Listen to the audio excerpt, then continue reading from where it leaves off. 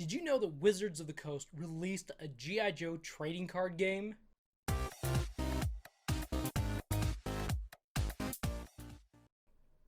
In 2004, Wizards of the Coast released G.I. Joe, the trading card game. There's a back of the card, and here's the front of a card. If you can't read that, this is a Muskrat card. It was a fun two-player game. One person would play as G.I. Joe, one person would play as Cobra, and you'd fight each other out to see who could control the world or beat the terrorist organization. So with all trading card games, this one had a starter set. This starter set contained two 30-card decks, a G.I. Joe deck and a Cobra deck. With the G.I. Joe deck came an exclusive hollow Duke card. If my camera focuses on it. There. And I can move it around. You can kind of see that rainbowy shimmer just a little bit. But why aren't you working there? Anyway. And the Cobra set came with a Cobra Commander holographic card. And I think my camera likes my shirt there a little. Anyway. So that's those two cards. So what else came with the starter set? Well, you got this advanced rules book. And this was really cool. It was about 20 pages, and it had things like frequently asked questions, a glossary, tips and tricks, the layout of the card so you knew what you're doing when you looked at the card, what all the little pieces mean. It also came with a playmat. Now, the neat thing about the playmat was that it had a start here. So let me unfold this a little bit here. So right here, starting from top to bottom, each side had this. It was kind of a detailed listing of how you take your turns and how you play the first round or two. After you got comfortable playing a few rounds this way, that's where the advanced rules come in at. You would really get a little bit more advanced, right? Yeah. So this is a huge playmat. This showed you where to lay out all your cards. I'm going to open it so you can kind of see it. This thing is massive. So right here, I'm going to open it part way. The red side with the Cobra symbol is Cobra. The blue side with the star is G.I. Joe. And so that's how you knew what side you were playing on.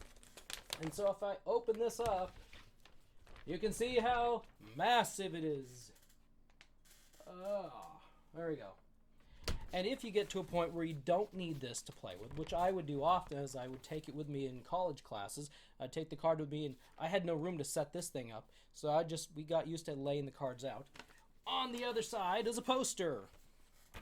And this is big. This was essentially, well, this is what the starter set looked like, or the box set of the starter set. So it was kind of a poster of the trading card game if you wanted to hang that up in your room. I'm going to set this down here gently, because it's big. So what else came in the starter set? Well, there was a mini comic from Devil's Due Publishing and one booster pack.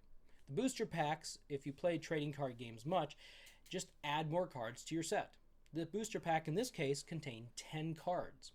And in a box, you could buy a box that would contain 24 booster packs for a total of 240 cards if you bought just the box. Now, there's a good chance because, as I mentioned, the base set has 114 cards. You could get one of every card, but it's a trading card game. That's not the goal. That's not the purpose. You want to get as many different types. You want to get multiples of this, and we'll talk later about how to make up a deck.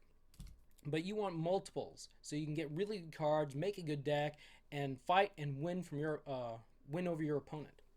So there were two sets total. The original was the base set, 114 cards.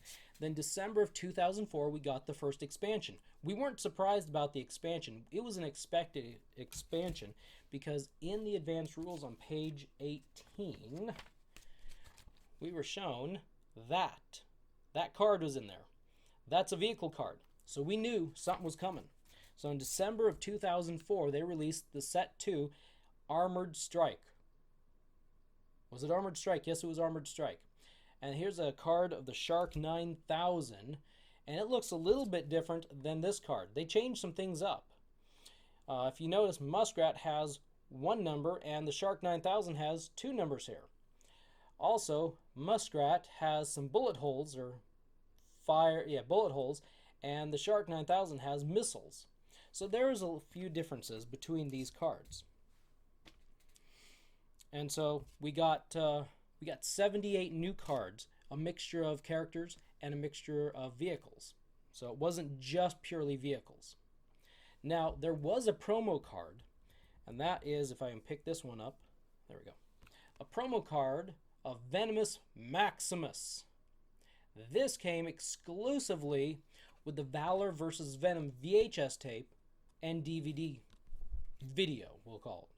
The digital video disc video, yeah. So that was the only place you could get that. If you bought both of them, VHS and DVD, you get 2 cards. At the time, can't pick this card up again. At the time, its number, if you look in the top right corner, was 10, is 10. And that was, at the time, a really good, powerful card. So there's a quick little overview of the G.I. Joe trading card game. This isn't about how to play it. I'm going to do some future videos, how to play it, how to create decks, how to lay it out, some tips and tricks. I want to really talk about this. This will happen sometime after the G.I. Joe convention that's happening this coming weekend. It starts tomorrow, in fact. So keep an eye out in the future for that. I also am going to be working on my website after the convention, because with all the videos I've done so far, and especially with this video, I've got extra content to upload that I want to put on a website. And I want to show you something that I have in a binder that I've kept for years.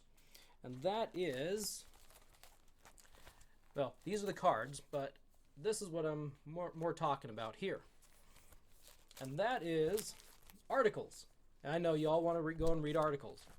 But what these are articles that used to be on GIJoeTCG.com. That was the Wizards of the Coast website. And several members of YoJo.com and some of the people who made the game created some articles on how to use some of the cards. And a little bit backstory. And maybe what cards you could fight against and so forth. And I have all of these. I printed them all off way back when. And so I'm going to put these on my website so they'll be available once again. GIJoeTCG.com doesn't exist anymore.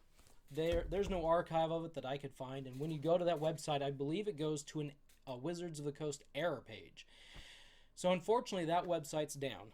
And so I'm going to put as much information that I've got on this card game on my website. And so sometime a week or two after the convention, when I've had a chance to kind of settle down, I'll send out a note by Twitter.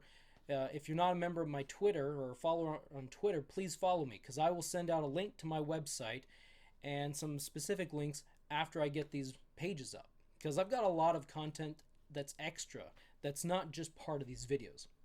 Anyway, there's a quick little video about the trading card game.